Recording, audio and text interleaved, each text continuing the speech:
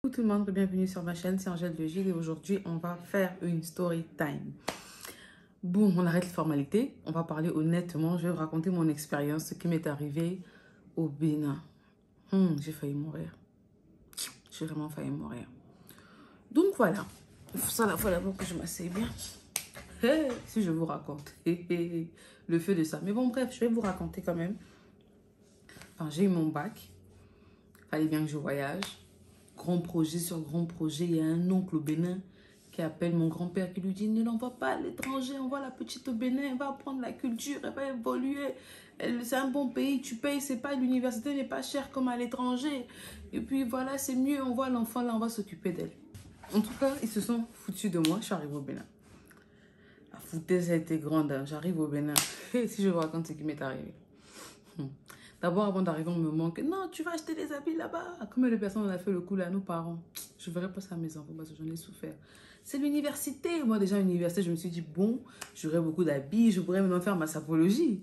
Tu blagues. En tant que bonne Congolaise, il faut représenter. Tu blagues. J'arrive là, il y a la tenue. Un.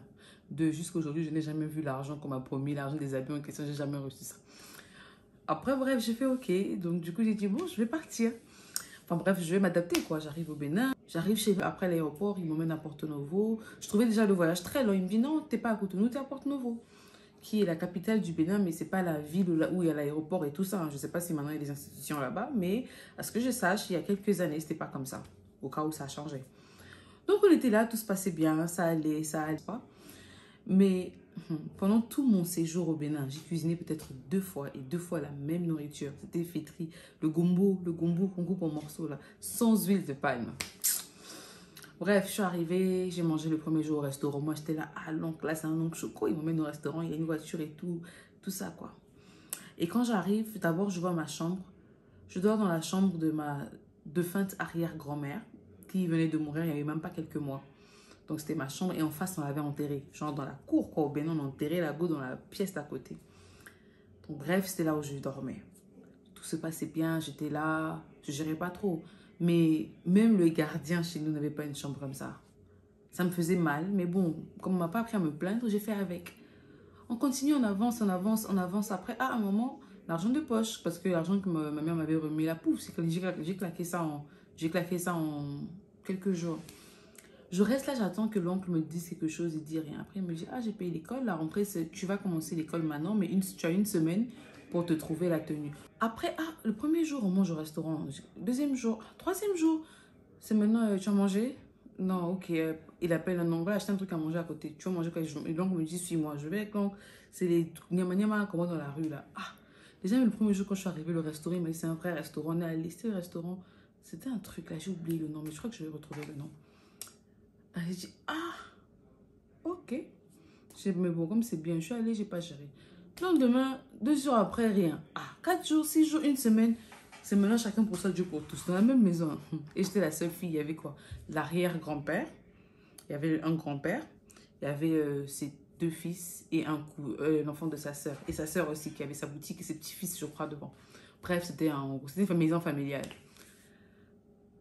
Si je vous dis comment j'ai souffert dans cette maison-là, je vous jure que vous n'allez même pas croire. Allons pas à pas. Donc après, tout se passe bien. Pour moi, je vais à l'école. Chaque mois, quand j'étais au pays, mon grand-père me remettait 30 000 comme argent de poche. À l'époque, c'était beaucoup d'argent. Je fais quoi avec l'argent? Moi, je fais rien. 30 000, 2 jours, c'est fini. Et puis voilà, ma mère me donne l'argent de poche chaque jour. J'arrive au Bénin. Oh non, ton grand-père m'a dit que c'est le même argent qui t'envoie au Congo là qui va t'envoyer ici. Moi, je me suis dit, bon, je ne réalisais pas que l'argent que ma mère me donnait m'aidait beaucoup. Donc, je me suis dit, bon, ça va aller. Ah, il me remet les 30 000 du coup, 3 jours, l'argent est fini. Parce que je m'étais habituée au shawarma en tant que petite fille d'une bonne famille. Vous voulez quoi?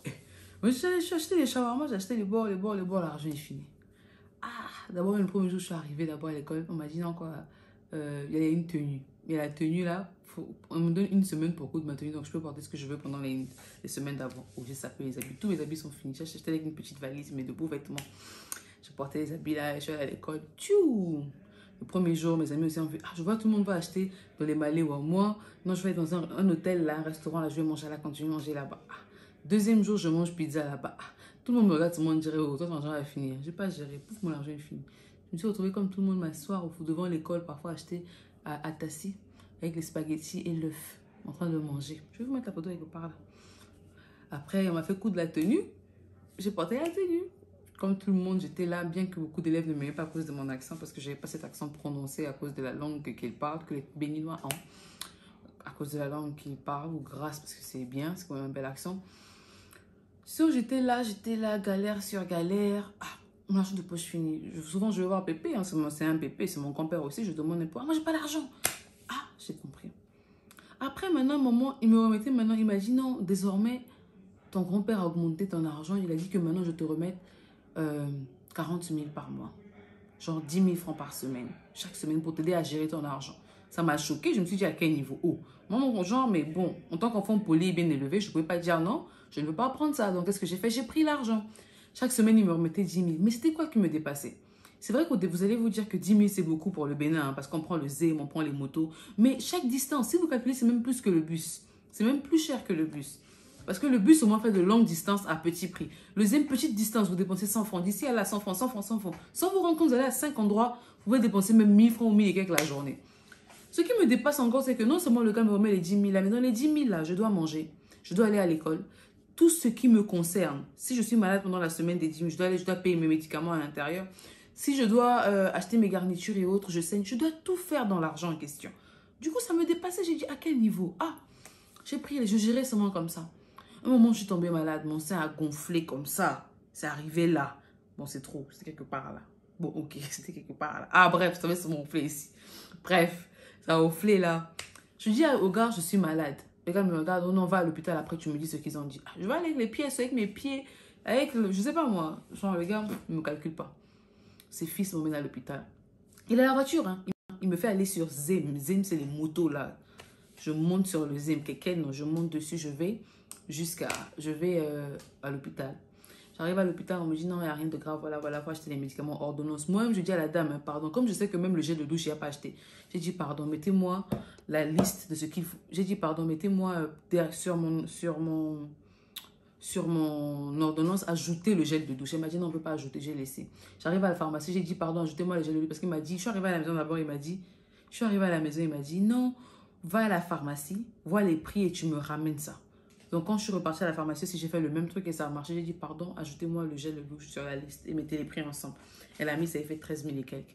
Je vais voir le grand-père. Oh non, faut que j'envoie ça à ton grand-père. Excusez-moi, faut que j'envoie ça à ton grand-père, ce qu'il va dire. Après, on va prendre. Ce qu'il va répondre, je vais prendre l'argent, je vais t'envoyer, te donner, tu vas aller payer l'ordonnance. Donc, il fallait attendre tout le processus là. Bref, finalement, je crois que le même jour ou le lendemain, il me remet l'argent. Il me remet, c'est 13 000 et quelques, hein, il me remet 12 000 et quelques. Il me dit, le reste, tu peux compléter. Genre, moi, j'ai l'argent, quoi. J'ai laissé, je suis partie. Ça me fait mal, hein, parce que jusqu'aujourd'hui, ça fait mal. J'avais, quoi, 15 ans ou 14 ans à l'époque. J'étais jeune, j'étais innocente. J'étais une maison où même, quand j'arrive, même le premier jour, man, excusez-moi de dire man, woman, man, mon fou. Le grand-père, là, me remet la clé du portail. Il me dit, tiens, tu es une grande fille, tu peux être indépendante. Quoi? Si j'étais tête en l'air, j'allais avoir même 4 enfants au Bénin là-bas. Bon. Ah! Non, l'éducation, c'est quelque chose. Donc, j'arrive là, tout se passe bien. Enfin, j'arrive là, je prends l'argent, je vais à la pharmacie, je prends des petits trucs aussi. La garniture, j'avais acheté la garniture et le gel de douche. Je rentre à la maison. Après, si je vous montre comment j'ai maigri, j'ai considérablement maigri à cause des souffrances. J'en passe plein de choses hein, que j'ai traversées là-bas. Déjà, on se lavait dans la même douche et j'ai jamais lavé cette douche-là. Je suis pas fière de le dire parce que je trouve ça dégueulasse. J'aime bien nettoyer, mais non, non, non. Ça là, je pouvais pas. J'étais la seule fille et la douche était sale comme tout. Et même les toilettes, j'allais pas aux toilettes, je vous jure. C'était vraiment un désordre. Du coup, ça m'a même rendu moi-même aussi sale. J'ai dit non, non, c'est pas moi. Au point où même, si je vais vous montrer la photo, comment j'étais quand je suis arrivée la veille de mon voyage. Comment j'étais et comment j'étais quand j'ai quitté le Bénin. Genre, même pas quand j'ai quitté le Bénin, 6 mois ou 4 mois après. 4 mois après seulement. Le choc de ma vie. Donc, je suis restée là à l'école, ça n'allait pas trop. Relation amoureuse par-ci, par-là. Bon, j'étais avec la même personne, mais bon, c'était un enfant aussi. Histoire de bébé, quoi. Tu voyais un peu les relations à dormir debout. Donc, ça va, on avance. Un jour à l'école, on me convoque. De toute ma vie, on m'a jamais fait ça. On me convoque, non, tu n'as pas payé l'école. Il faut voilà la lettre. Quoi? Même au Congo, mon compère vient et paye l'année entière. Et c'est au Bénin, il ne pourra pas payer l'école de combien? 500 000 l'année. Non, non, non, non. Donc, on est arrivé à la raison, sachant que la raison pour laquelle ils m'ont envoyé au Bénin, c'est parce que c'était moins cher. Donc, j'arrive, j'arrive à la maison, je lui dis, ah, il a dit, c'est pas vrai, il y a une erreur. Moi, maintenant, ça m'énerve, j'appelle mon grand-père, je lui dis, oh non, comment ça, on a payé l'école, c'est quoi ça, on a payé l'école, il n'y a pas de problème. Après, ça pète entre l'oncle aussi, me tient dedans, parce que pourquoi j'ai appelé mon grand-père? Parce que moi, déjà, je ne rapportais presque rien à mon grand-père. Et comme Dieu ne dort pas, Dieu aime ses enfants. Dieu a vu que si l'enfant la reste là-bas, elle va mourir. En décembre, mon grand-père m'appelle, chose qu'il faisait très rarement, qu'il ne faisait presque pas. Il m'appelle, ah, ça va, tu es contente, ma fille, tout ça, là où on peut parler, mais pas d'argent, quoi. Parce qu'on m'a pas éduqué comme ça. Après, j'ai changé, hein. On a grandi. Bref. So, on est arrivé au niveau où...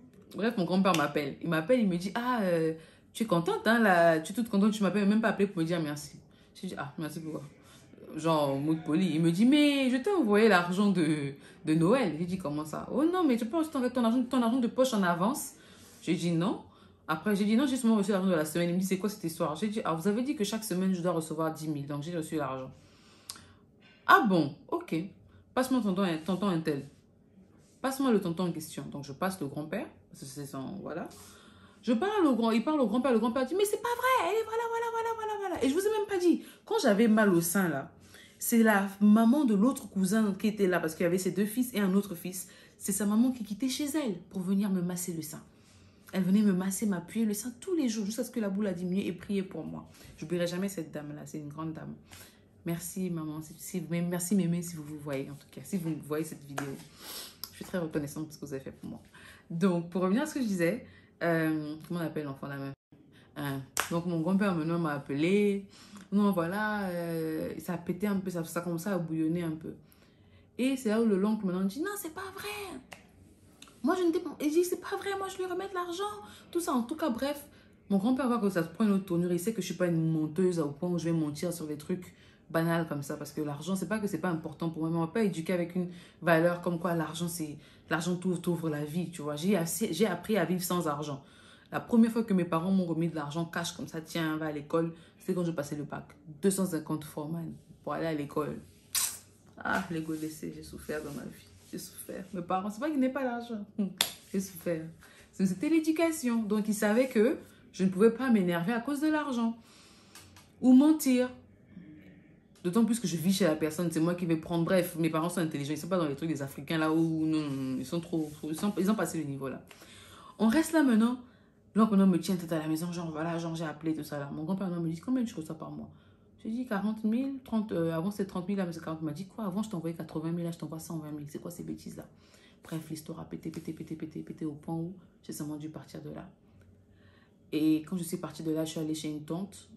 Ça, c'était vraiment une tante, une nièce à mon grand-père au Bénin. Et c'est là-bas que tout se passait bien. Ça allait, genre, c'était vraiment mieux. J'ai même pris du poids là-bas parce que je mangeais. Elle faisait à manger pour moi, genre, elle préparait avec amour, elle te fait la pâte et tout. Bref, voilà quoi.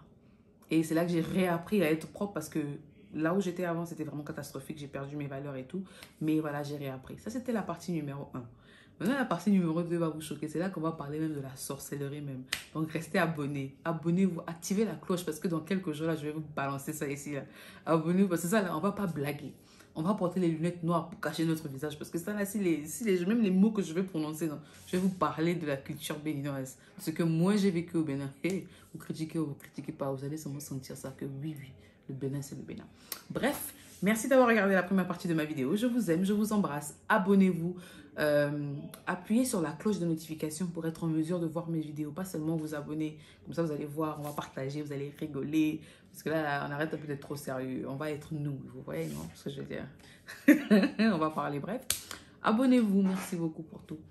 Je vous embrasse et merci. Ciao, ciao. Bye. C'est moi, Angèle. Avec le bonus street. Bye, au revoir. Merci. So...